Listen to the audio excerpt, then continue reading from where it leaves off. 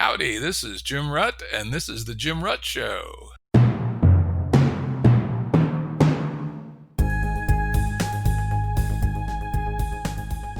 Listeners have asked us to provide pointers to some of the resources we talk about on the show. We now have links to books and articles referenced in recent podcasts that are available on our website. We also offer full transcripts. Go to jimruttshow.com. That's jimruttshow.com. Today's guest is the futurist, Max Borders. Max is the founder and executive director of Social Evolution, a nonprofit organization dedicated to liberating humanity through innovation. Max is also the co-founder of the Future Frontiers event, and he's a former editor at the Foundation for Economic Education. Howdy. Thank you so much for having me, Jim. Hey, it's great. We've gotten to know each other over the years, first virtually, and then we hoisted a few in Austin, a couple of years back. Good to have you on the show. Oh, I'm delighted. I wish we could do this in person and hoist a few that way, but COVID's not letting us do that, nor is distance.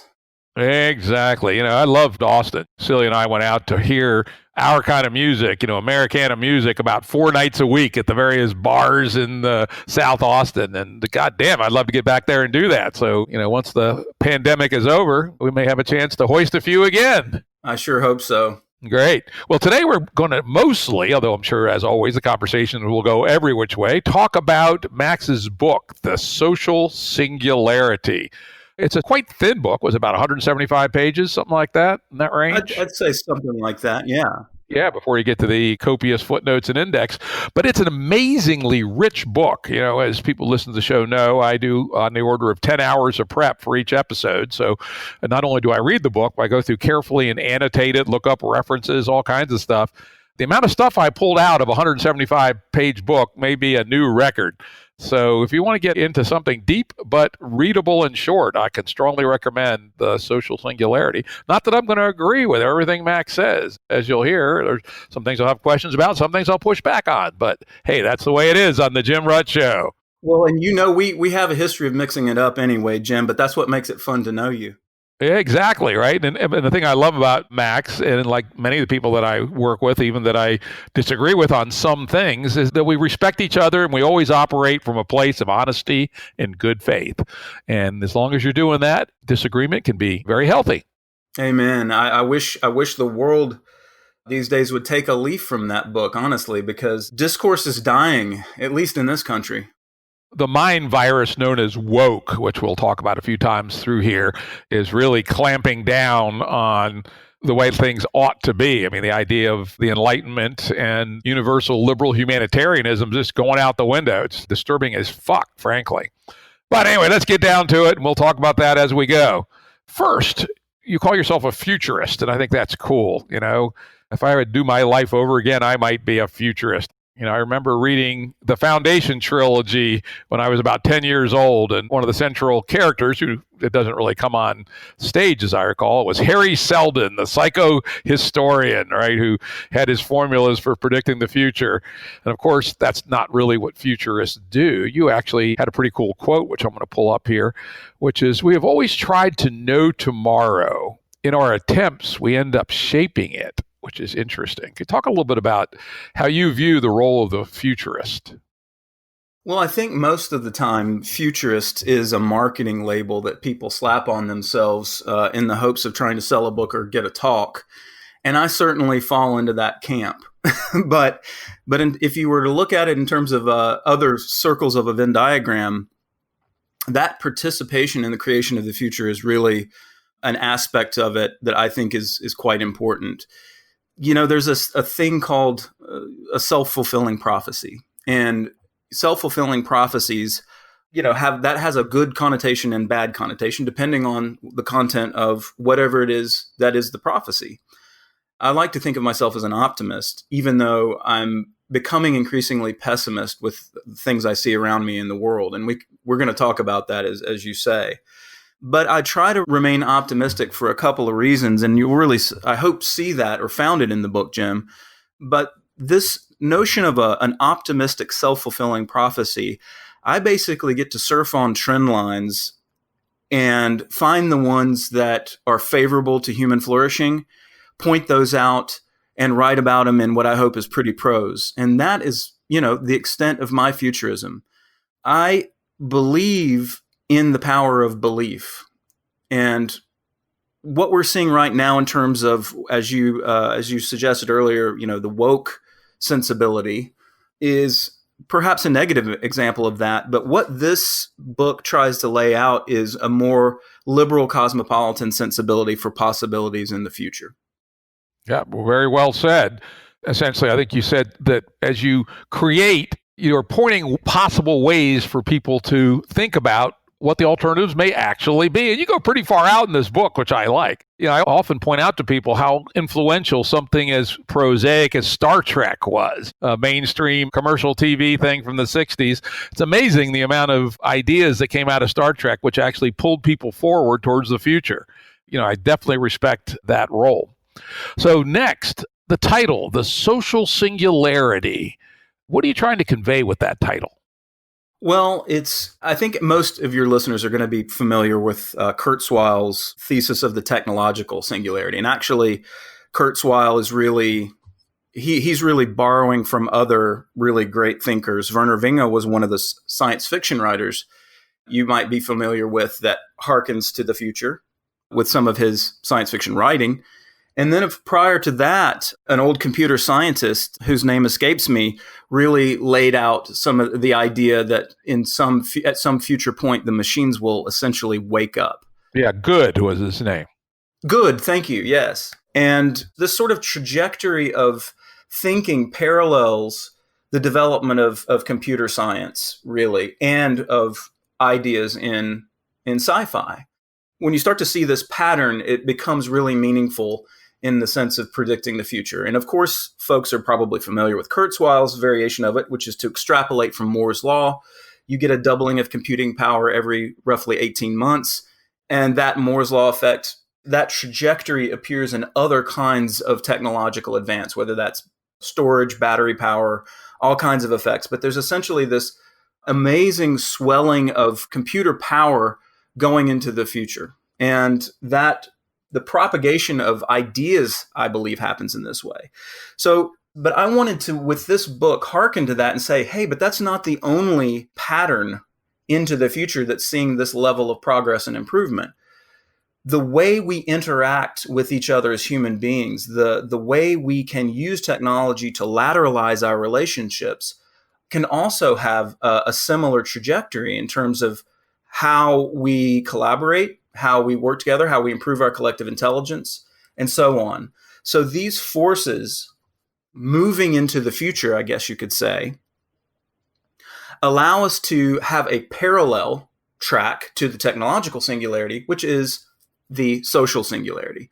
And that's a really humanistic frame for, if I could write a parallel book to any number of books about the technological singularity, like The Age of Spiritual Machines, it would be this book. And it's to say, hey, we are developing human practices and protocols that will allow us to be both more pluralistic and yet more unified, but also more advanced in what's possible to create together. Yeah, here's a quote from your introduction, which I think suggests that with not maybe quite as much detail. You write, I suggest that if we reorganize ourselves and our system's collective intelligence, we'll be better as a species. The social singularity is a point beyond which humanity will have reoriented itself. We'll operate more like a hive mind. Kind of interesting, a hive mind, not what I would expect a libertarian quasi-anarchist to say. Well, that's interesting that you point that out. I try to explain in the book that we want to stop short, at least at this point, of thinking of us as a single unified noosphere, okay? Some kind of woo-woo concept of a superbrain. Not quite going there. What I'm trying to hearken to there is the idea of programmable incentives and the possibility of coordination that is possible in, let's take the example of starlings and murmuration, okay? Or of small fish, I guess they would be anchovies, swirling to avoid the big tuna that come up under the sea. This synchrony of movements that you see in some species that allow them to defend themselves, that allow them to organize their efforts, requires a certain kind of simple protocol. And these have been, since the 70s and 80s, this kind of synchronous behavior has been programmed with fairly simple algorithms that give rise to this highly complex state of affairs. And you know all about this, Jim, given your involvement with complexity science. So the idea that we can have protocols that organize collective or collaborative behaviors is really the essence of what I'm trying to pull out of that. But that's not to say that every single decision or every single phenomenon needs to be unified in some weird collectivist Borg brain, but rather we can have different programmable incentives in different communities of practice that allow us to coordinate and collaborate at scale. But these may compete with each other. These may be towards different ends. We say telos, which is, the Greek for end. So our goals may be different from one to the next, but the possibility of collaboration at scale is becoming a phenomenon that's getting closer and closer. And indeed, our collective intelligence and the way we measure it through programmable incentives is also starting to become more and more promising. And I can talk a little bit about the collective intelligence aspect of that too in a moment. But just think about the way market prices coordinate behaviors from people in different times and places and even disparate cultures around the world. It's really staggering the kinds of flow systems that are possible based on the simple price system. It doesn't include all the information, but it includes a lot. It's really information wrapped in incentives, and prices function to really are at the center of a global ecosystem of flows of value. Those can be interrupted, of course, those can be changed, but the market is itself a species of collective intelligence. So the liberal anarchist in me is happy with that notion, but the idea of a hive brain is also in there, that we can collaborate at scale towards ends that we happen to share as a human community. Yeah, very good. I mean, I would kick it up maybe one level of abstraction, which is that for sure, collaboration is one of the 2 or 3 human superpowers. We collaborate better and in more detail and in more ways than any other species. And to do collaboration is pretty much a commonplace of information theory and complexity theory. There's got to be some way information flows. So I call them signaling systems.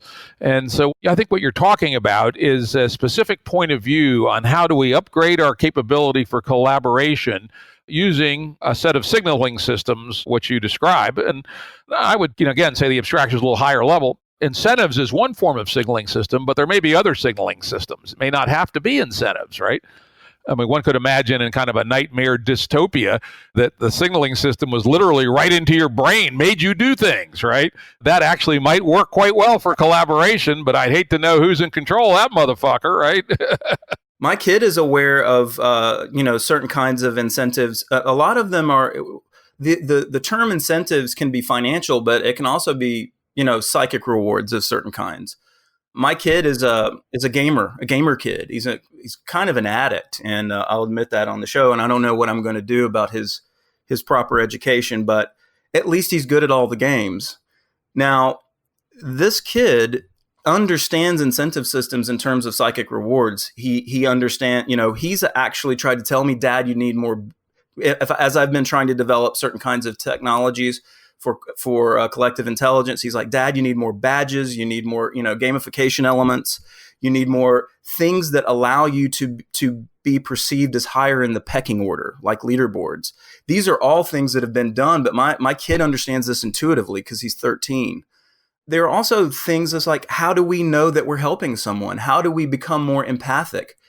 How do we know that the things that we're claiming are true are actually true, as in verified in terms of some mind-independent reality? So there are other kinds of, incentive systems that might help with the truth or falsity or something. But there are also systems that may not depend at all. And I think you have, if you've not already had Arthur Brock as a guest. I have twice. I'm going to go back and listen to that because he has a fantastic view of the different kinds of ways we can see currency. And I think if he discussed that on the show. Yeah, I did 2 episodes with him, one about holochain and the closely related technologies. And then I did another one, which we just recently published, that we talked to him and Fernanda, his associate, about currencies in the abstract. And that was extremely interesting. And again, that's where we get to the idea that signaling systems can be all kinds of things, right? That's right. That's right. One more point about that quickly, because I don't want to give the impression that the social singularity is a call for us to create a series of Skinner boxes for ourselves. Even if they're different Skinner boxes, human beings are more than just creatures that respond to stimulus and response. There are a lot of endogenous capabilities about us as complex beings that are important to understand as we seek to form community. But starting with incentives is a good place to start. We just have to be very careful how we do it. Very well said.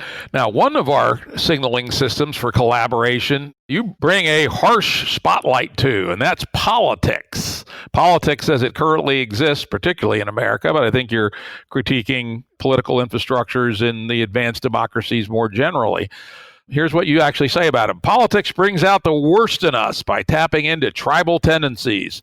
Sure, trading barbs is better than trading bullets. We all know really nice people who participate in stinging and acrimonious exchanges online. Maybe we do it ourselves. And you further comment that particularly the American political system and some of the others around the world tend to collapse individual ways of relating to the world into a single dimension, which ends up with 2 teams, Team Red and Team Blue. You're onto something there. What more can you say about politics as a broken signaling system for collaboration? Well, and there's a lot of dimensions to how it's broken. There's so many reasons why our contemporary political system is just utterly bankrupt in my view, and I can't stress this enough. I use this metaphor at the beginning of the book about waking up one day, picking up your device, and finding only 2 apps, the red app and the blue app. Imagine how restrictive and by the way, neither of these apps works particularly well. The speeds of the apps are terrible, but the range of choices is pretty pitiful there. So that metaphor is not only meant to unpack the problem of the range of preferences that people might have as complicated beings, but it's also the fact that it's not just a matter of those choices. It's the fact that so many of our preferences get blurred together through the political process, that the outcome of an election is rarely ever determined by a single voter, much less yours. If I live in a state that is not a purple state, that's one of the states that everybody fights over in elections, the chance that I'm going to affect the outcome of a national election is even more remote. But even then, it's to change metaphors quickly. The idea of democratic voting to me is like shouting at 2 teams standing on stage at Madison Square Garden and expecting my voice to be heard, or being at a concert and shouting "Play Freebird" at a Rush concert. That wouldn't work because not only is it a different band, but I'm never going to be heard. So this whole thing about making your voice heard is, it's all just such drippy notions of civic participation that actually don't amount to anything in reality. I think another problem, I could go all day about this, Jim, but I guess I'll button this point up by saying, it's one of the real problems with democratic voting is that we don't have any skin in the game in any meaningful sense. The people can hold wild views about things because there's no immediate consequence for holding that view. And voting is a great example of that. Whenever you vote for something and signal your rectitude or your sanctimony or your idea of morality in the voting booth, you're not only crying a teardrop in the ocean and expecting the tide to turn, but you're also not being punished for any kind of bad decision immediately that you can feel. Whereas there are different mechanisms for decision making and consensus systems that allow you to feel the sting of loss when you make a bad decision. Democratic voting doesn't do that. And I won't even get started on the problem of special interests and all that stuff. We'll get to that one because that's important, right? Well, here's I'm going to push back a little bit for the first time, which is, my position is that the American Constitution, while amazingly brilliant and prescient in its day, is now quite obsolete. And these were some of the smartest people ever. And it's amazing to remember that in 1776, the population of the United States was about 2.5 million, about the same as Kentucky, right? Could you imagine going to Kentucky and finding James Madison, John Adams, Ben Franklin, George Washington, the Masons, on and on and on, these brilliant thinkers. So it was really quite an amazing, Athens-like moment that this tiny number of people came up with this. But it's also important to remember 1776 was before fossil fuels, basically. Yes, there was some coal in the UK being used, but there was no coal mined in the United States till 1804. And the main thing that's happened since 1800, there's been a lot of things, but the main thing has been the intensification of energy applied to our systems, which have allowed our systems to become more powerful, better. They tear the shit out of the earth, all kinds of things, but it mostly comes back to upgrading our energy density. And 1776 was before that started to happen. So when I critique politics, I step back a little bit and say, is it the fundamentals of what you call, I thought that was quite funny, a democratic operating system, or DOS, and I'm old enough to remember when DOS was state of the art. Is that fundamental, or is it an institutional problem that we have? And I'm not yet entirely sure that there aren't better ways to institute democracy. And maybe we update from DOS to what I always thought was one of the great operating systems of all time, NT 4.0. That was a Microsoft operating system. I guess it was around the year 2000, 2001, which was really fucking good and way better than DOS, not even in the same league. And so I was saying, let's consider the NT 4.0 versions of a democratic operating system. First past the post is one of the things where we, individual legislatures are elected one at a time by plurality vote in most states. A few states have runoffs, but not a lot. What happens if we did proportional representation like they do in Israel? There's a dozen parties that vary in multiple dimensions. What would happen if we went to ranked choice voting rather than vote for one, plurality wins? Or my favorite, and I know you poo-pooed it in the book, and that's okay, liquid democracy, where we each have proxies. And in my version of liquid democracy, we each have proxies for as many issue areas as we want. And then we proxy our votes to people who we think are more knowledgeable than we are. So, for instance, I might want to proxy my abortion vote to a pro-choice organization, and I might want to proxy my gun rights vote to the NRA, right? Well, as it turns out, in America, there are almost no politicians of note who are both pro-choice on gun rights and abortion, even though from the lens of liberty, it would seem that pro-choice and pro-gun rights ought to be together in the same basket. As it turns out, our broken institutions don't allow that to emerge, but liquid democracy does. And it strikes me that the inherent institutional aspects of liquid democracy might actually reduce this temptation to tribalism, because nobody would be tribal. Each person would be a high dimensional representation of their own views. And there's some other alternatives, one that Athens used in the heyday of, the first rise of democracy is called sortation, where they pick people at random. You go, what the fuck? Pick people at random? Well, there's been some experiments done by guys like James Fishkin, a scholar on deliberative democracy, where you can take people at random, put them through a process which he calls deliberative democracy, where they really explore an area in detail. And it's probable they'd actually produce better results than our current broken system with all of its strange attributes and veto points, etc. So I guess that's my first big pushback is, are you giving up on democracy because our institutions are 250 years old and aren't really state of the art anymore? I don't think there's a binary there. I think there's a lot of interesting aspects to this question. And let me click back in order of magnitude and talk about this from the perspective of the above, because you started out talking about the U.S. Constitution. I'll push back on you on the U.S. Constitution and say, I don't think it needs to be outmoded. I think it needs to be enforced. So that's the first point. I'll come back to that. The second point is, I do think that some of these ranked choice voting, liquid democracy, all of these are interesting models in and of themselves, and they would be probably a modest improvement. But I also think that they're kind of tinkering around at the edges.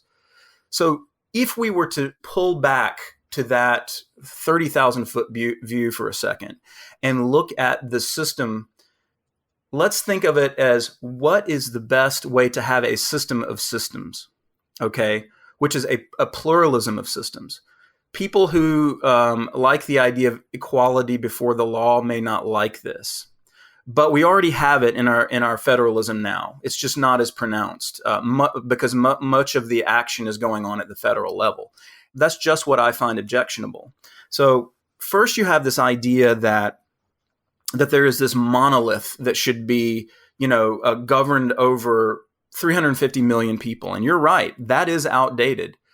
But the Constitution has provisions in it that are simply not enforced. The jurisprudence around, for example, the 9th and 10th Amendment is just horrible.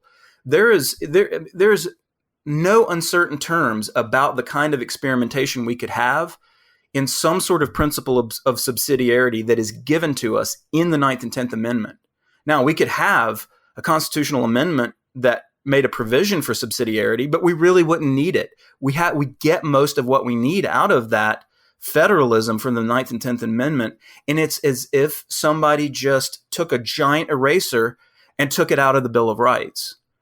90% of what the federal, and I sound like an old conservative here, and I'm sorry, I'm just going to do that, but from a systems theory perspective, having this monolithic system and most of what the federal government does is unconstitutional, not be able to be pushed down to the level or devolved to the level of the states, means that we lack tremendous potential for experimentation. And that experimentation could include stuff like different kinds of voting and different kinds of consensus mechanisms, decision making of all sorts. There are consensus mechanisms that are coming out of the digital ledger community that were started by intellectuals, and they're now being tried. A couple of them are both at George Mason, in fact, that are really interesting consensus mechanisms. One is by Robin Hanson. His idea of futarchy, I think it's limited, but I think it has some things to recommend it. And one of the things that Hanson points out, and people like Philip Tetlock point out, is that when you have this proxy voting by experts, or you have this, which is just giving you democratic tyranny of expertise, Philip Tetlock says, look, experts half the time don't know what the hell they're talking about. They're just full of a lot of bluster. Tetlock's whole metaphor of the fox and the hedgehog really does show you the problem of expertise, especially in America. We have this tendency to outsource our sense of responsibility and cognition to experts because, well, they're experts. But even experts get it wrong a whole lot of the time.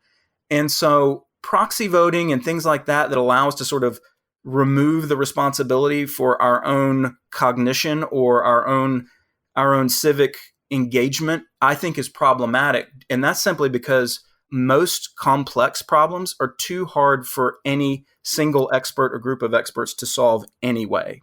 That's not all problems, but many problems. And so the way I like to think about governance is let's let 1,000 flowers bloom. Let's try different experiments in governance, and then we can start to see what works better and what doesn't.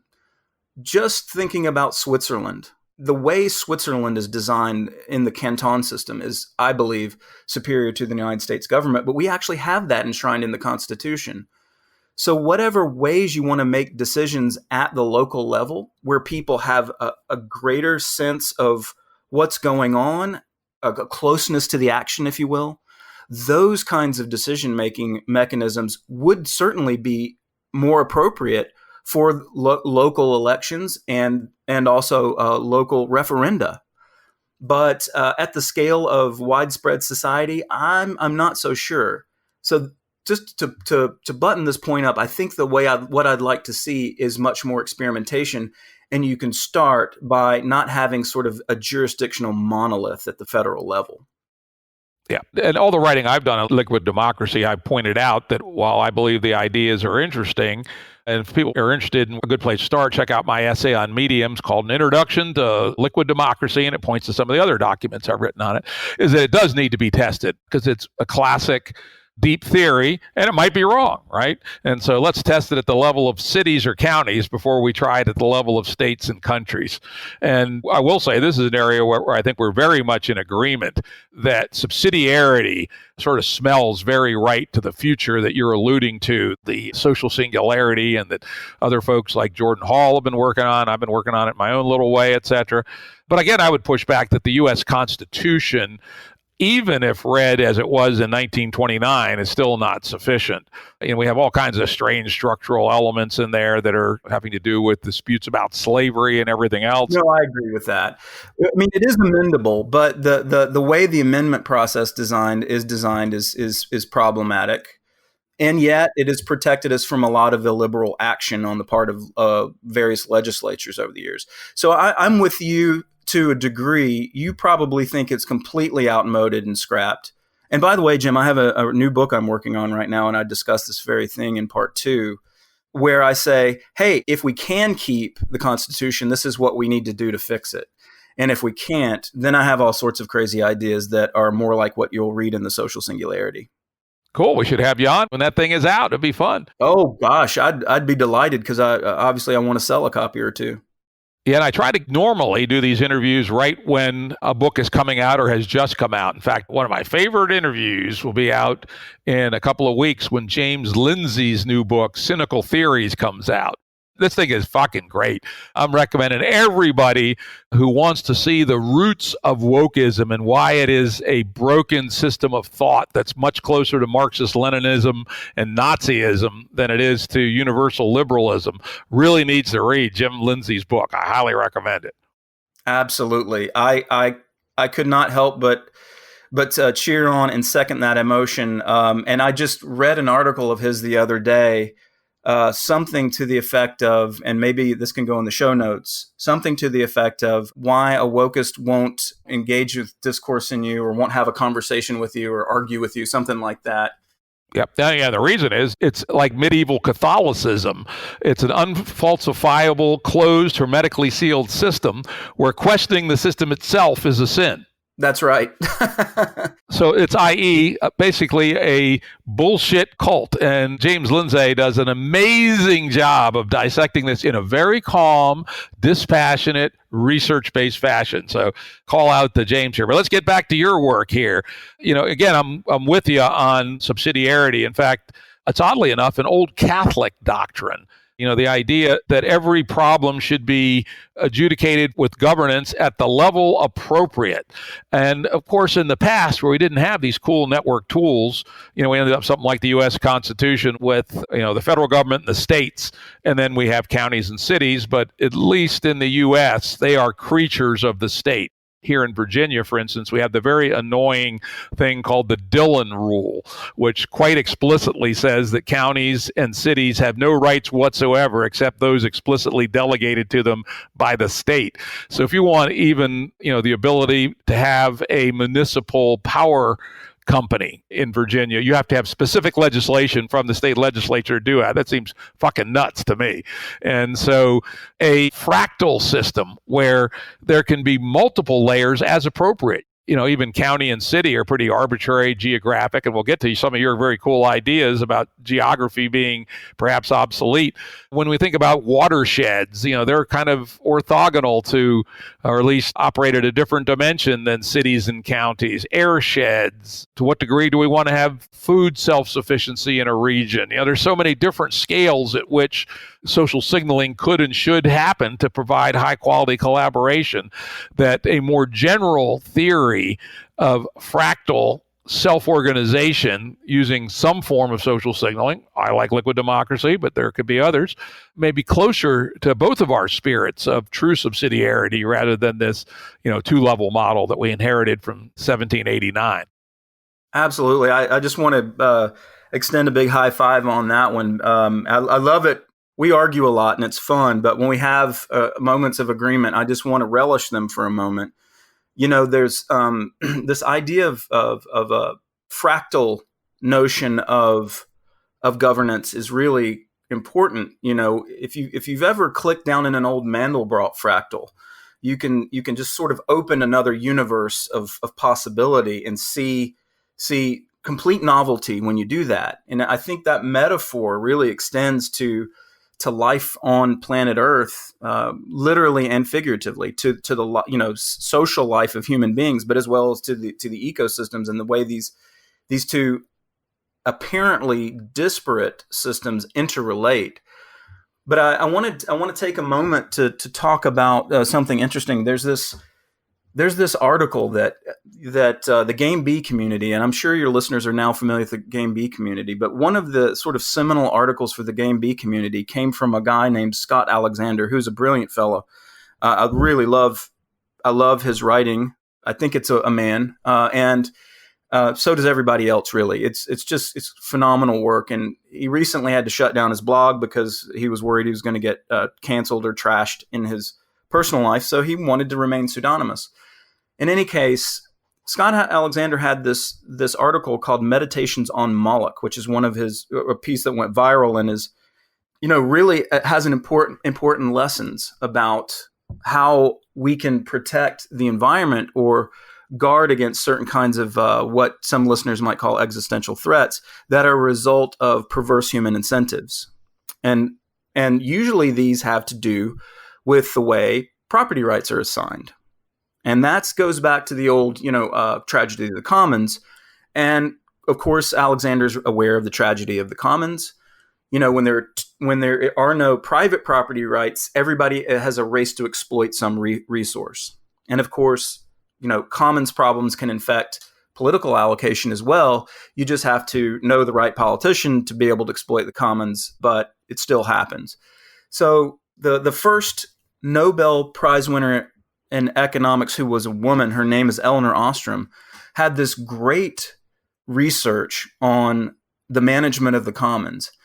And I would encourage folks to look at some of the historical and anthropological things that Elinor Ostrom was able to uncover about commons management and solutions to these sort of problems of Moloch, and then go back to, this general understanding of subsidiarity and seeing the sort of fractal development, bottom-up fractal development of localized systems of commons management.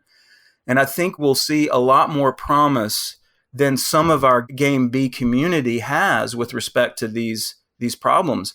She really did point out some things that can, especially if we have a local evolved sensibility, a sensibility towards local evolved mechanisms for protecting commons, we really can go very far indeed once we mix that with some of the technological inputs that something like holochain or other observation mechanisms for commons management, but also some of the incentive systems that can be developed locally for managing commons. There are a lot of really great solutions here, and I don't think we need to worry so much about the god Moloch.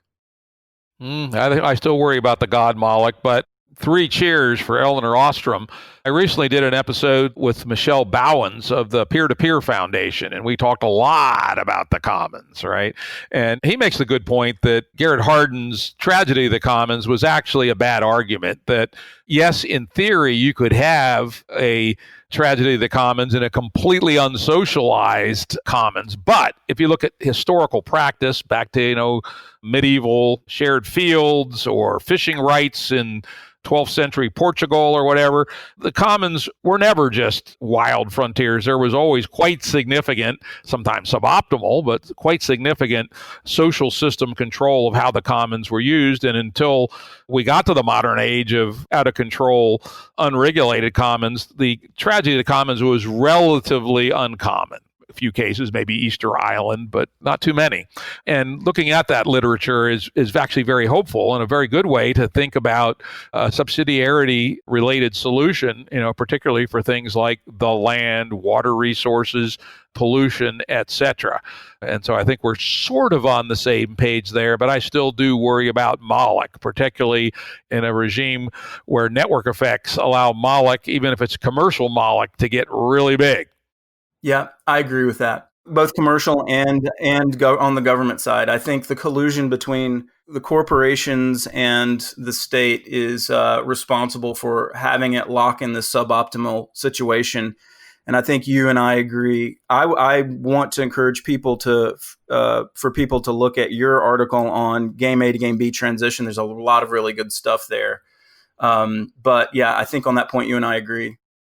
Yep, interesting. Let's go on to another topic, which you talked about quite a bit, which is science can't be trusted. I have done a lot of thinking and reading and talking with people about what I might call the sociology of science. And I'm with you part way here in that there is a lot in the way science operates in terms of the funding by the National Science Foundation, NIH, the details of peer review, how a career in science is actually defined and made fundable, et cetera, which could certainly be improved.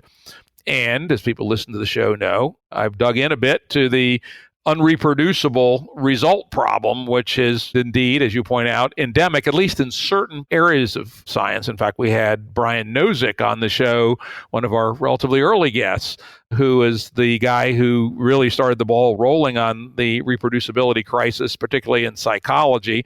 He now runs the Center for Open Science, one of my favorite little organizations. If people are interested in how to fix science, just go to their website. About 75% of what we need to fix science is right on their website.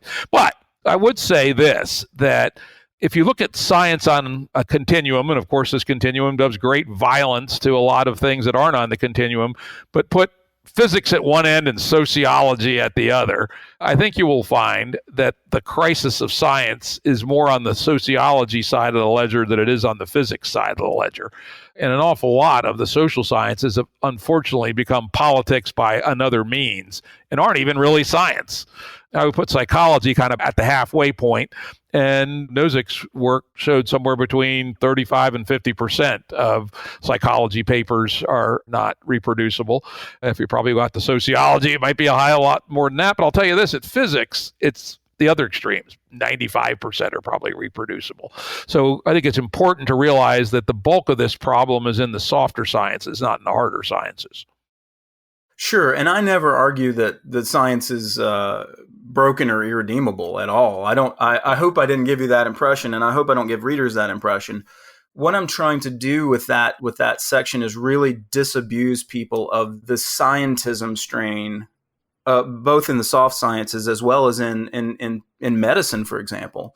There's just a lot, and the idea people will come on online with this bludgeon, science says this. Or, there are even article titles, Science Says, as if science is this God, that's personified. But science is a collection of human beings that have biases and cognitive distortions and operate within different incentive systems. And I just want to get people to continue to question expertise in the manner that, say, Karl Popper would have liked with his thesis of conjecture and refutation. We have to think of science as Otto Neurath, a philosopher, had this great old metaphor for it as a boat that we're constantly taking boards off, taking apart and putting them back together while at sea. It's never finished. It's never something that we can just, we can all just, this is true and we can all go home. It's this constant process of revision, and skepticism frequently drives that. But you're right. There is a politicization of saying science is definitive on this. The science is settled, moved on. Doesn't matter what the issue is. And people will use that as a way to sort of to shut down conversation or to shut down skeptical perspectives. So this is really, a way of showing that disintermediation in science can help us with the project of putting together this mosaic that is this, I guess, ever-changing mosaic of scientific understanding. That's really what I want to get across. Not that it's broken and not that it's irredeemable, but that some of the kinds of decentralization we're seeing now can actually help us get a better resolution picture of different scientific subject matter and areas of expertise. Yeah, I will say, I think you maybe weren't nuanced enough, at least for my taste there, because I do agree with many of the critiques. But I think you hit it several times, and it could easily leave the flavor of people being more suspicious of science than they should be. To give a real world example here, probably relatively soon we're going to have a vaccine or multiple vaccines for COVID. Whether one should take it or not is fundamentally a scientific question. And we're going to have to use some good collective intelligence to come to that decision. Now, we had Brian Hanley on the show some time back. He actually has already made his own COVID vaccine. He's a vaccinologist, and he gave it to himself and to a couple of his friends, I believe, even though he wouldn't quite say that. And he seems to think it works. I sure the shit wouldn't try his vaccine. And so it's important that we have an appropriate level of skepticism about science. And as you say, in general, anyone who says science says it's true, that is not a scientist, right? All real scientists know that science is contingent, that it's an ongoing process of refinement and asymptotic approach towards what is probably true.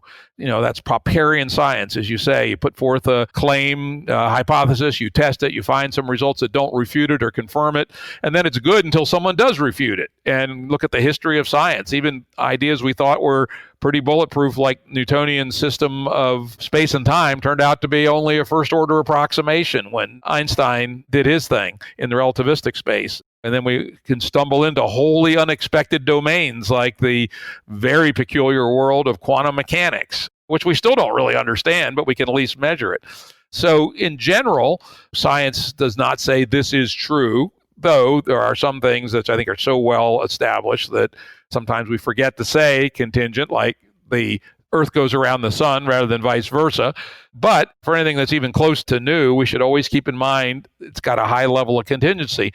But that said, when it comes to whether I should try the COVID-19 vaccine that comes out in February, I'm going to carefully review the science. I'm going to look for signs of intersubjective agreement amongst groups of scientists that seems well-founded. And I'm not going to pay too much attention to fucking cranks on Facebook. Exactly. I couldn't agree more. And in fact, I've been horrified by some of the anti-vaxxer stuff that's been going on. Like I literally had, this happens. I've tried to discipline myself not to interact on social media anymore with people who seem just beyond help. But people who are really trying to tell me that, that medical science didn't eliminate smallpox. And it's like, that look at the trend lines before the smallpox vaccine came out. It was already going down. Well, yeah, it's because people learned what germ theory was and how to wash their hands and how to stay away from people who have smallpox. I mean, just basic public health knowledge. But, it took the vaccine to really eliminate it from the planet as we've seen. And it's staggering to me, the level of skepticism. I go back to this idea, Brian Kaplan writes about this idea a lot, of rational irrationality. If you have, and this is this is the kind of stuff that infects voters, and this is why I think voting is such a bad idea. For as many people who believe, and they could easily be a majority someday, believe that vaccination is bad, there's very little direct consequences for holding that belief. Well, let's just stipulate that I'm right and that you're right, Jim, about vaccines, that they work and that they, on net, make us healthier because they eliminate deadly viruses, okay? The fact that someone has this false belief of anti-vaxxer is they're essentially, even if they don't vaccinate, they essentially free ride on people who do, and nothing happens to them. So they come under this idea, their kids don't get smallpox, their kids don't get measles much, unless you're in California, in which case, you finally had to eat that because there was a measles outbreak from all the anti-vaxxers out there. But at the end of the day, it's like, look, guys, this problem of not having direct skin in the game for the consequences of really dumb ideas is endemic to the democratic process. And in fact, it is endemic to the people who are making decisions on our behalf. They don't have any direct consequences for making stupid decisions in Washington either. So I want to bring that full circle while agreeing with you that I'm going to take a good hard look at the intersubjective agreement around vaccines for COVID-19 because I sure as hell don't want it and I don't want my kid to have it. Exactly, right? So this is actually a good test case, right? Because in our current world in particular, and this is something we may get to if we have time, for the first time ever, essentially unmediated person-to-person communication on a worldwide basis seems to be breaking our sense-making at a pretty high rate. I mean, anti-vaxxers, flat earthers, the election of an idiot like fucking Trump, right? How the hell could that happen, right? Something seriously has gone wrong in our sense-making. And vaccine policy is probably an interesting test case for some of your ideas, skin in the game. What would be a max borders beyond the singularity way to make a decision about whether the government should be investing billions, which it is, and I think it's a good thing, on fast-tracking vaccines and may even mandate vaccines, at least for certain things like access to public schools, access to airplanes, access to government buildings? What is a mechanism for making a decision like that could have skin in the game or at least could have better sense-making attributes than our current system? That's a complex question, so I want to try to disentangle it a little bit. And I want to make sure I understand the question. One thing I'm hearing is what is a social singularitarian way of deriving some sort of consensus mechanism for a large group of people? Yeah, let's break it down. The first question is, how do we get consensus to invest billions of dollars on fast-tracking the vaccines? Or even should we, right? I mean, yeah, I suppose in theory, every county could fund its own vaccine program. That doesn't seem too smart. It seems that the vaccines is a nation-state level scale, takes billions of dollars, and global. So how do we get to a consensus that we should invest billions to fast-track the vaccines right now in the post-singularity world? Well, the first thing is the only reason that it costs that much money to fast-track vaccines is because there is such an onerous research and development process around what the FDA does. And you could probably do a whole episode around the FDA problem. That is, the fact that we have this dual mandate on the part of the FDA of safety and efficacy, that these both are in question, and that you have multiple stage trials. It takes 10 to 15 years to get a compound to market normally. And so that's one problem. The other problem is that you have this, IP squatting on compounds. Anyway, there's all kinds of, public choice issues, which is, rent-seeking issues, interest-seeking, I guess you could say, if you're not familiar with that terminology, around medical compounds that come to the market. In my view, there will be a lot cheaper, more effective market mechanisms for determining whether something works and whether it is safe than we currently have, the regime we currently have. I think in great measure, a lot of the costs of the things we enjoy, the good things we enjoy from pharma, are a result of the regulatory apparatus. Okay, so that's one thing. So if we were to streamline that process, I don't think it would cost as much money to get to vaccines. I also don't think we would have a loss in safety. But since that is currently a monopoly, then we have to raise money to fast track it, right? So the regulation begets more subsidy in that case. In the alternative universe I would like to see, you would have a situation where much of that is dismantled, and you'd have a different, perhaps more market-based mechanism for this, and then you would be able to tokenize compounds. What is tokenization anyway? If anybody ever heard of a digital ledger knows that you're able to find investment mechanisms, and we're in the trough of disillusionment right now for blockchain and associated cryptocurrencies. But, we went through the trough of disillusionment with the internet in the year 2000, 2001, so everybody's familiar with that. That being said, we're going to start to see a much more improved state of affairs for ways of collaborative investing in certain kinds of things. Now, let's say that, okay, Max is not going to get his wild, crazy, wild, wild west social singularity way of supporting something like this through some kind of tokenization effort, which would give people a bunch of different individuals an investment stake in some compound or some vaccine. Or a trip to Mars, for that matter. You could tokenize a trip to Mars rather than taking our tax dollars and giving it to Elon Musk without our permission.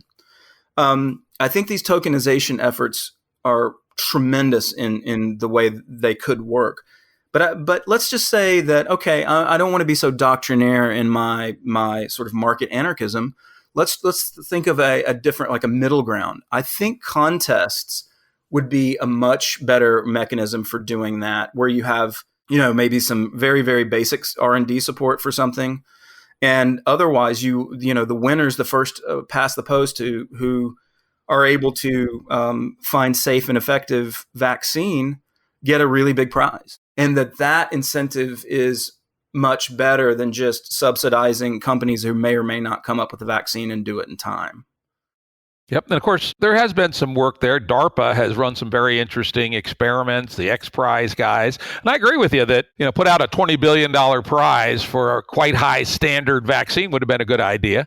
Probably too late now because they've gone the route of just throwing billions at lots of different companies and hoping something works. And yeah, it's the spaghetti against the wall technique. And I just, that introduces so many bad precedents. And also, it's just piling more and more problems onto what we're already seeing with this quote unquote stimulus that we recently went through, and these stages of stimulus that were just showering resources on these big companies, just complete political nonsense, half of them. It's really quite staggering the kind of the way political allocation works. The horse trading, the corruption, it's awful. There's not even a quasi-market mechanism involved there. There's no connection between the output of value and the input of basically debt dollars, because we're in such deep debt that it doesn't even make sense to talk about it in terms of taxpayer dollars anymore. You stimulated some thinking there. I'm going to throw one out. I'm going to try to channel Max Borders here on vaccines. Prize idea is cool, but let's say you had to have a high safety and a high efficacy. What about we got a little even more radical, a little bit more post-singularitarian here, and we instead said any company could put out a vaccine, but it must be radically transparent at the level of insurance that it has. So in other words, my buddy Brian Hanley made his vaccine in his basement, right? He's actually a viral vaccinologist, and he knows how to do this. And he might convince a few rich guys in Silicon Valley to pledge parts of their fortune the way Lloyd's of London works. And, he gets Elon Musk to say, I'll put up $5 billion of indemnity. And he gets Bill Gates to put up $10 billion, right? He says, hey, there's hardly any risk here. This thing is safe as shit. And people look and see his radically transparent efficacy results, and they see he's got $20 billion worth of indemnification. And then you just make your own decision on when to go forward and take the vaccine based on radically transparent efficacy results and, hard promises of indemnity in the Lloyd's of London fashion. I love it, Jim. I love it. I think that's a fantastic idea, and I'm going to steal it for my next book. Feel free. If you'll permit me. I think it's a fantastic idea. I think this kind of idea of insurance really does have a lot of interesting applications. There's another immediate social problem where it could work, and that is requiring police officers to have civil insurance. Of course, you'd have to remove qualified immunity from police and make them directly liable for any injuries that happen on the job, but then they have to also carry insurance. And if you hurt too many people and you get sued too many times, your insurance will be unaffordable or you'll get dropped. That's another application I think is really interesting. And it's interesting, it does exist. My brother recently retired after a long and fairly glorious career in federal law enforcement. My dad was a cop, Washington, D.C., for his whole career. One of my favorite cousins was a cop in Prince George's County, Maryland, sort of infamous in its day for bad policing. But anyway, I talked to my brother about this. He's very smart and hangs out in all the online cop theory venues. And he pointed out that federal law enforcement already requires this. He, as a federal law enforcement officer, was required to carry a certain amount of indemnity insurance. And as you point out, the price was artificially low because of qualified immunity. So that's an obvious way to get started. Though, of course, we have to look at the bad faith attempts to exploit that, right? If there were these big pools of money around, there'd be all kinds of false charges and there'd be all kinds of settlements by the insurance company, and bad faith would reign. So we would also need some other institutional reforms, such as one I've always liked is the British style of litigation where loser pays both sides legal costs, right? So you make a false claim violation of your rights by the police. Well, you're perfectly able to litigate that. But if you're wrong, you pay both sides legal defense. And then you say, well, the poor person on the street can't afford to take that risk. I say, well, how about this? Let's allow the syndication of claims, right? So there could be a marketplace of claims. So I'm Mary Smith, who was beaten up by the cops and can prove it, but I got no money to sue, and I don't want to risk my grandmother's house to, fund the litigation. So instead, I take my video camera output, put it up on a marketplace, say, who wants to back my lawsuit? And how much do you want as your component of the settlement, right? And an equilibrium point comes that she gets $2 million worth of litigation by offering 30% of what she collects and then goes after them. I think that's another market style reform, which then tends to mitigate the bad faith shakedown, which could occur otherwise. That's also really good. Yeah. Yep.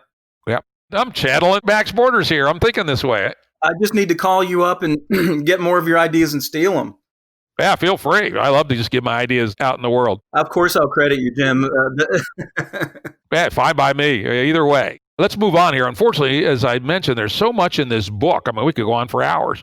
Let's switch directions a little bit. You talk quite a bit and quite eloquently about how for the last, at least 10,000 years, and it may be more like 50,000 years, hierarchy has been the main way that we have organized collaboration, both in states or state-like things and in commerce.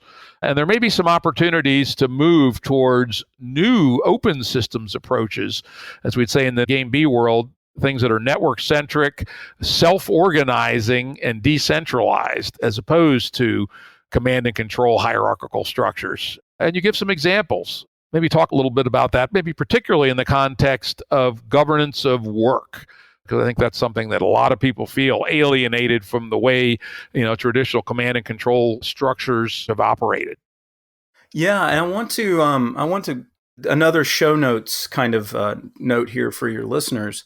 I want to encourage everybody to, if you aren't already familiar with the work of Brian Robertson or Tom Thomason, both of them have done really interesting things, respectively, when it comes to transitioning out of hierarchy in terms of the way the firm is organized. Brian has certainly brought this kind of reform. And by the way, I work with a man who is out in California named Chris Rufer, who he runs a tomato empire, and his entire, it looks like 2,000 employees, like I think 5 tomato processing plants, and just a fleet of trucks that take tomatoes to these processing plants. So if you ever eat spaghetti or anything, you can find Chris Rufer's products. He's a mentor of mine. He's a brilliant man, and his whole organization is completely non-hierarchical, or you might think of it as being the shallowest of hierarchies, which is to say Chris and the rest. But because Chris owns the organization, and there's a certain amount of heft that comes with that. But in any case, Chris has an organization that is completely self-managed, which is to say there is no management hierarchy at all. This is kind of a foreign concept to most of us, unless you're familiar with holacracy. And Brian Robertson is the one who came up with the idea of holacracy. And it is really an internal social operating system that allows firms to self-govern and self-organize without managers, bosses, and the like. And really this transformation of the rules and protocols within organization is allowing people to live their work days in a much more participatory way with a sense of ownership and agency and efficacy that people who are handed tasks and told what to do within the traditional firms are not. I actually think systems like holacracy might actually be able to scale to the level of society. I don't know that to be the case. And just like Jim with your liquid democracy, I would want to see some test cases of scale beyond a company to something bigger, to some bigger part of a jurisdiction. But holacracy allows us systems within systems, governance, localized governance of holonic systems that nevertheless are bound together under a single, I guess you'd call it telos or mission. So the mission is the boss in these organizations. And I find these really interesting and really promising, both for the fact that when you work in a holacratic organization, you feel less put upon by people who are basically type A assholes. I mean, there is that dynamic when you go to work sometimes. But it also resolves, it puts tensions in the workplace front and center to be resolved and adjudicated on a daily basis, rather than passing the buck or relying on managers to settle conflicts and make decisions on your behalf. So that's one really promising piece of it. The other, I think, goes to what you call corporate gigantism, okay, or gigantism. And that is, this is Tom Thomason's piece. He's developed, you can find Encode, ENCODE.org, is an organization that helps companies set up in a way where they use the old LLC model to develop companies that are not your traditional corporate hierarchies. The traditional corporate hierarchy is baked into the tax code. What Encode does, and Tom's team does, is they essentially adapt what we have in LLCs to function more like cooperatives, okay? But there is more dynamism with respect to remuneration and also dynamic shares of the corporation that track more closely to value input and more closely to how the rest of the team perceives you. So it's not a cooperative in the classic sense of like a Michelle Bowens, although that's probably also true. Michelle does great work in this space. But there tends to be this default to democracy with cooperatives that's kind of shitty and it doesn't really work. And it tends to, lapse into kind of corporate socialism of one form or the other. Whereas these dynamic systems of both internal governance like holacracy and the way that the company is formed allow people to become dynamic shareholders as they continue to work and create value, so that there's no boss who has like 20% of the, 55% of the company and do whatever they want and run roughshod over everybody and become rich beyond their, anyone's wildest dreams. And instead, what you have is a multiple participatory arrangement where people can grow rich together. That means you're never going to have a Jeff Bezos, but you're also going to have a much, much bigger middle class if these kind of dynamically operated and designed organizations were to be propagated, I guess you could say. So that's a whole lot. It goes quite deep. But for now, I'd say holacracy and the Encode model of the development of the corporation. If those two things could predominate, we would solve a lot of social problems, starting with corporate assholes. Yeah, they're what I often call game A motherfuckers, right? Game A motherfuckers. And I'll confess to having been one back in the day, and a pretty damn good one at it. Bless you for that. It was a broken system, and we don't want to go there. I'm glad to hear about this Encode idea because, I've been interested in cooperatives, but you point out, the simple cooperative model doesn't really work, right? And it needs more juice to it. And so there is a lot of work going on in hybrid cooperatives, and this Encode may be one variant on that. I certainly want to look at it. I was also very interested in learning about this Morningstar company. I'd never heard of it. And I did a little research on it. And there's a cool article in the Harvard Business Review, of all places, about Gary Hamel. Yeah, Gary Hamel, very famous high dollar management management guru. It's called Let's Fire All the Managers. Actually, quite cool. On the other hand, as I dug deeper trying to find out more, there ain't much to find out. There are very few articles, almost nothing published on it since 2012. They used to have, Morningstar did, a self-management institute. The website no longer works. They have a Facebook page about self-management. Hasn't been updated since 2015. So I can tell you the backstory on that. There's a guy named Paul Green Jr., who actually is a professor at the B School here in Austin, at UT Austin now, who used to work as the head of the Self-Management Institute. And when he went off to get his PhD in management, he left Morningstar, and they didn't really reconstitute it after that point. And so the idea was they wanted to spin this off as a kind of consultancy model, but I think it never just got off the ground. And Chris thought that Chris Rufer, the founder, thought that it would be best just to focus on the core competency, which is making good tomatoes. I think that's rather a shame, and I'm close to Chris. I talk to him nearly every week because I work for him on a contract basis, and I just think he's an incredible man. I'm working on ghostwriting a book for him as well. And I think it's just an amazing story that this company runs this way. And it's not perfect. Look, nothing is. We always have to ask, as compared to what? But when one does the comparative analysis and you actually talk to the people who work there, and some of them are seasonal workers from Central America, but there's a real culture of dignity and collaboration there that's almost like an emergent phenomenon of just respecting two basic rules, which is don't ever threaten anybody with their job, or don't ever threaten anybody, period, and operate with integrity. In other words, honor what you say you're going to do. And from that, they have some basic sort of organizational processes that they implement, but it's not as complicated as holacracy. I think holacracy is harder to learn and more promising in its scope, but from a standpoint of being a heuristic, and it's also probably more efficient, but from the standpoint of a heuristic, it's more difficult to master.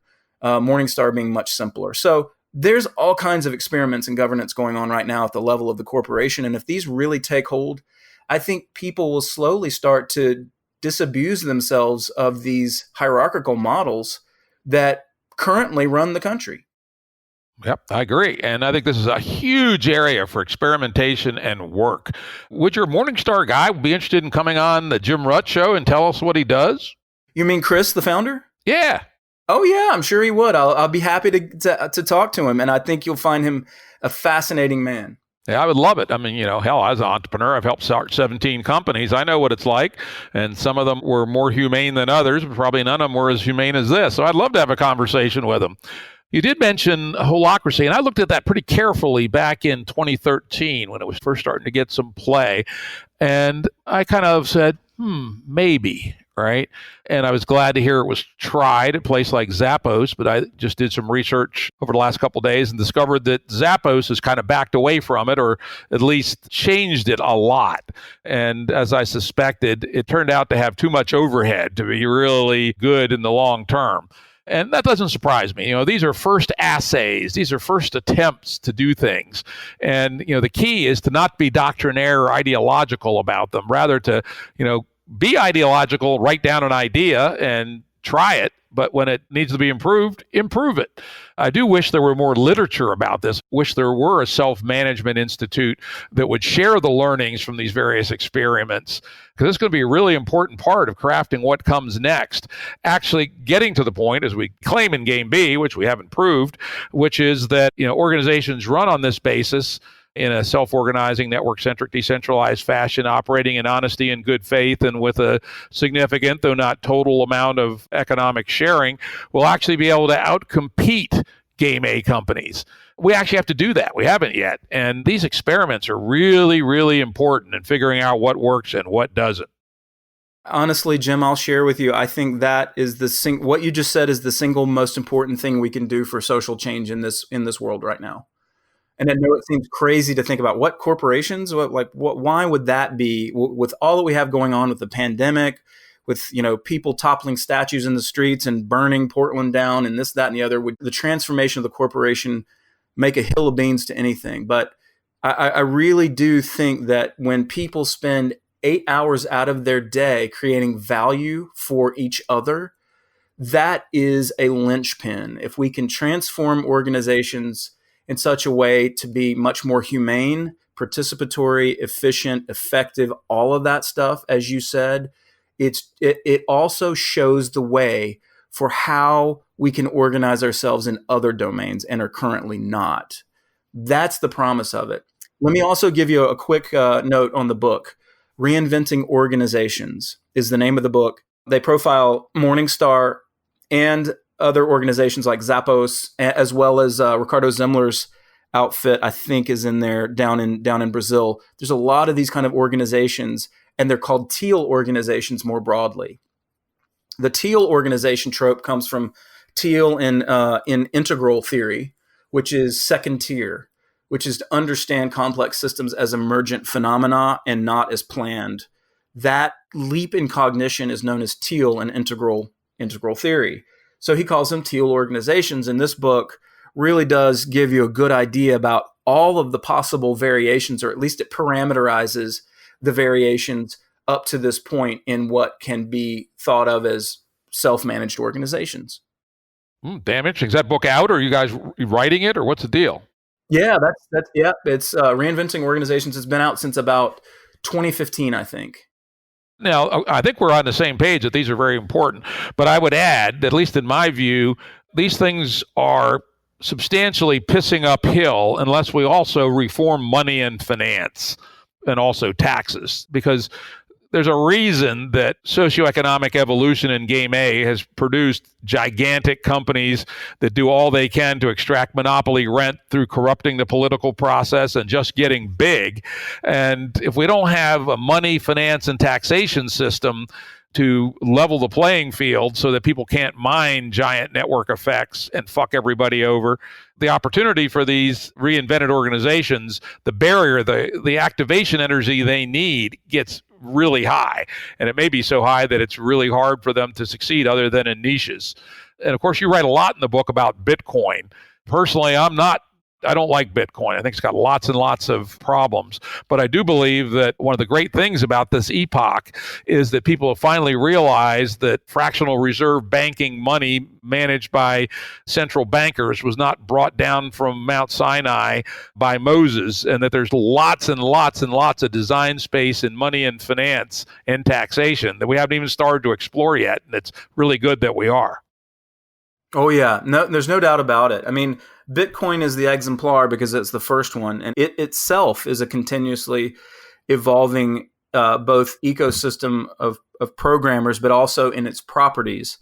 It's gotten faster, it's more scalable now. It has a lot of problems, but it also has a lot of competitors. So if you see this as an evolutionary fitness landscape, this, distributed finance, but also cryptocurrencies, it really, we did have to go through a dark time where people were throwing a bunch of money at a bunch of trash, and they got burned by the market. They had skin in the game and they lost their asses. But now that that is shaken out a little bit, people are starting to realize what had staying power, what had utility, and phase 2, or the second wave of this stuff, is going to be really interesting, because we're going to start to see not only how it transforms everyday users, because that was a problem too. A lot of these geeks don't know how to design for UX for ordinary people. So they were designing for themselves, and that meant that you had some really clunky software and some really difficult, security management issues that, frankly, for someone who has a little bit of a right brain like I do, I found off-putting, even though I was a cheerleader for all these things. But that soon is going to change, because the UX designers are going to come on board, and then we're going to see rapid adoption. And when we see rapid adoption, we're going to start to, I hope, invert the process of what is known as concentrated benefits and dispersed costs. And that's to say, if it becomes more beneficial to own a cryptocurrency than to own a traditional fiat currency, we could see a real change in the game there, because there will be such rapid adoption, and it'll be so hard to have an enforcement mechanism. It may be that it's game over for the system of central banking. But I tell you what, they're doing their hardest to clamp down on anything that resembles competition. And they're being very effective at it right now. Yep. And I will say for some good reasons, because unfortunately, the design of most of the current cryptocurrencies basically means they're only good for one thing, two things. One is they're excellent for payment of ransoms. And the other thing is they're good for criminal transactions, right? Especially if you add a blender in the middle to get something closer to anonymity. And they're not really good for much anything else. They take too long to settle. The transaction costs are too high. The currencies are unstable. I could go down a long list of things that are wrong with most of the current currencies. But as you say, people are learning and are evolving, and there's second, and there's third and fourth generation currencies. And hopefully some of them will learn the lessons from the first generation. Though I do believe, as a matter of principle, that the whole family of truly trustless, allegedly trustless currencies is a big mistake. That the value of radical trustlessness is way smaller than people think it is. And it's also false, because in reality, at least in everyone I've seen, at the end of the day, you end up having to trust a small group of software developers. And they're the ones that fundamentally are the governance, and they're not really held accountable, etc. And yet radical trustlessness comes at an insane price. The last time I did the numbers, which was around 2015, the cost of proof of work in Bitcoin amounted to about 7% of the market cap of Bitcoin per year, which is insane. Even our fractional reserve currency system, which is grossly inefficient, central banker mediated fractional reserve currency system, has overheads on the order of 2% per year. And so Bitcoin's, 3.5 times less effective and is actually much less usable in a whole bunch of ways. So there's a lot of room to improve, but I do believe that this area should be explored. Absolutely. And getting these cryptocurrencies to do these complicated problems of solving cryptographic puzzles and things like that in order to be trustless, there's all kinds of different competing notions to how to achieve the same level of security at a lower price. And it's incredible the rate at which these attempts are being made. So, disintermediation happens at different levels of the stack too, by the way, not just at the level of the coders and what they create, but it's also when you create a network of people that, we might have to rely for a while on a group of Bitcoin coders, but at the level of human interaction, that right there is better than certain other kinds of transactions. So relativizing our sense of these different properties and how they'll improve into the future following another Moore's Law type phenomenon, you're right. There is a tremendous promise in it. And I think there will be an inflection point beyond which the game will be over for fiat currencies. They'll have to either be radically totalitarian in their approach to reining them in, or they'll just have to change the way they tax and maintain their monopolies. Yeah, it'll be interesting. And at least in the U.S., there has been some attempt to clean up the marketplace of the bad and absolutely fraudulent cryptocurrencies. But it is interesting in the U.S., it's legal. It's clearly legal to operate alternative currencies, which is actually a hopeful thing, I think, for the U.S. I agree. Yeah. And I for the moment, it is legal. You can trade them. And the problem is that you can't create them anymore. In fact, Ethereum and Bitcoin were grandfathered in, but I was one of the things I was hoping to do with Social Evolution, the little nonprofit that you mentioned at the beginning of the show, was to create a consensus mechanism where people could be mutually supportive in their entrepreneurial projects and ventures at the very early stages.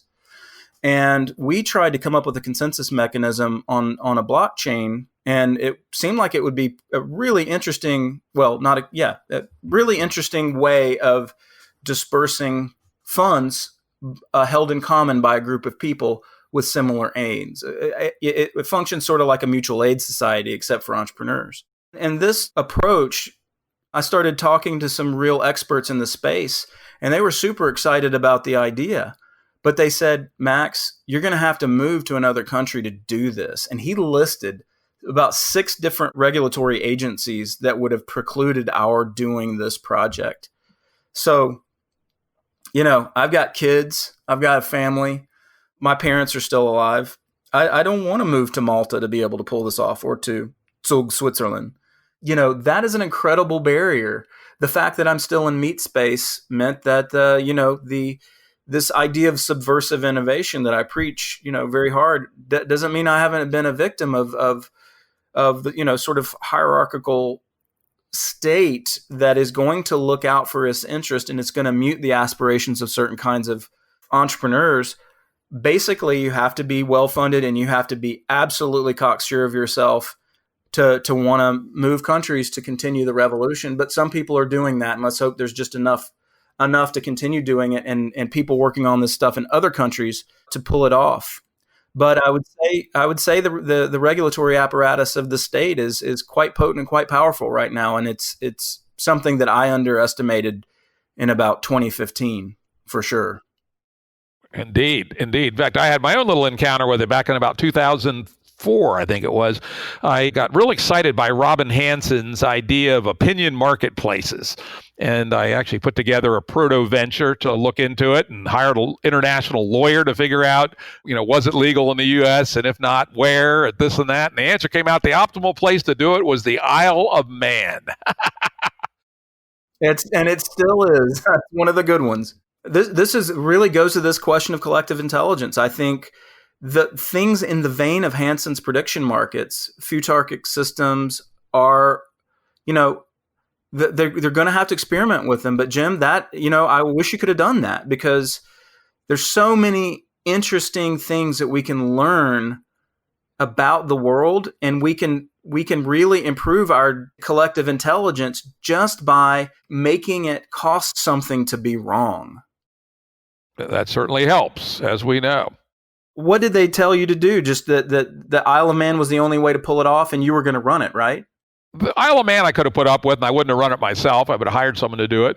But they also pointed out the very onerous criminal penalties for money laundering should you try to repatriate your winnings back to the U.S.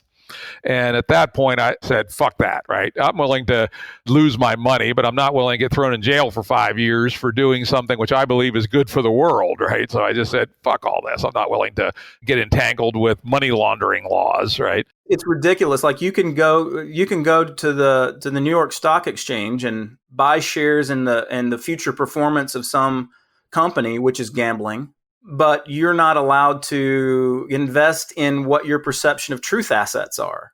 Yeah, it would be as Robin has pointed out, it would be hugely useful in lots of ways, particularly if the market got big. I mean, it exists today, but it's tiny, not big enough for the signal to have high fidelity. But if there were, $10 billion invested in these opinion marketplaces, those signals would be useful to everybody to help them make better decisions. Yeah, that's right. Even if you didn't have any skin in the game and you didn't have any money, you could certainly look at the performance of these, I don't know what you want to call them. Bets, wagers, right? Bets or wagers over time to see how they're holding up. It adds a layer to that Popperian model we were talking about earlier that's staggering in its implications. Yep, it is interesting that nobody has ever seen fit to see the importance of this and allow it. Which gets me to probably the most radical idea you have in the book, which the book is full of radical ideas. And that's the idea of getting around problems like this through allowing multiple sovereignties. So, for instance, one could agree to be bound by the U.S. law on things like opinion marketplaces, or the ideas you were doing there for startup entrepreneurs with the ability of mutual support, mutual help, etc.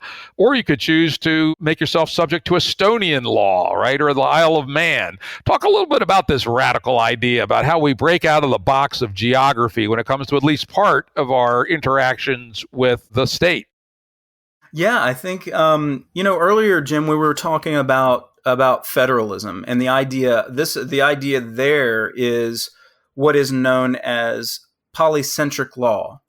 But the idea of polycentric law means that it's still this idea that law and the enforcement of law is coupled in some way to some swath of territory. When we think about the history of sort of conquest and power, it's easy to understand how law has come to be associated with territory. But we are living in an age where technological advance and systems of co-creation and collaboration cross geographies. You're sitting now, I think, on vacation in Pennsylvania, and I'm here in Texas, and we're, in a sense, collaborating on your show. Texas law applies to me, Pennsylvania law applies to you. And that is a very sort of jurisdiction coupled to territory kind of phenomenon. There's this old liberal in the classical sense, Belgian man named Dupuy, who was writing in about 1860, and he asked the question, why is it that rules should be coupled to territories? And in fact, it really doesn't make any sense. He said, why don't we think of it as a situation where we could basically go to a registration office, which in those times, that's what it would be necessary. And you would essentially register for your rules of governance. Okay. Other people would do the same. And then you would use essentially the common law to adjudicate between those different jurisdictional forms, but they wouldn't have much to do with territory. And of course, you have to think about things that are certain kinds of goods or certain kinds of things that have something to do with territory, like your water rights and things like that earlier. But otherwise, most things that we do in this life, especially these days with so much of our lives being online, don't really have anything to do with terra firma. And they have everything to do with the rules of the game. And as you know, I've tried to emphasize in this conversation and in the book, if experimentation with new rules of the game is going to help hasten this lateralization of human behavior, we're going to need a set of protocols to do so. And we're going to need to experiment with those protocols. Polyarchy or panarchy allows us to do that. That panarchy is his term for this phenomenon, which is you can essentially, I could say, okay, I really like the Singaporean healthcare system. So the Singaporean healthcare system allows you to have a large medical savings accounts, and they have a small single payer portion that keeps you from going bankrupt if you have an expensive medical procedure. But basically, everybody pays out of their accounts, and these are interest-bearing accounts. So people have these great incentives to watch their spending. Well, I think that's a great idea. Maybe I should be able to adopt that model rather than the American model, which is governed by the ACA. But here where I'm not, just buying into a certain kind of product. I'm buying a system. I'm participating in a system, and those systems, that cloud governance, can have conflicts with other people, but those can be adjudicated, as we say, with the common law. So there's really interesting ideas of the decoupling of terra firma with rules, and that's really probably the most radical idea in the book, and I think that's where we're headed in the social singularity. Very cool. I mean, I agree with you. I could argue both the pros and cons of this, but it's truly an innovative idea. And as you all have heard from reading this book is full of all kinds of interesting ideas packed into a nice compact package. So I'd recommend, if you're interested in the things we talked about, go out and buy it. The Social Singularity by Max Borders. Thank you very much, Max, for a very interesting conversation. I look forward to tipping a few back with you, Jim. Hey, we got to do it next time we're in Austin, or if you get up to Virginia. Hell yes. All right. Production services and audio editing by Jared Janes Consulting. Music by Tom Muller at modernspacemusic.com.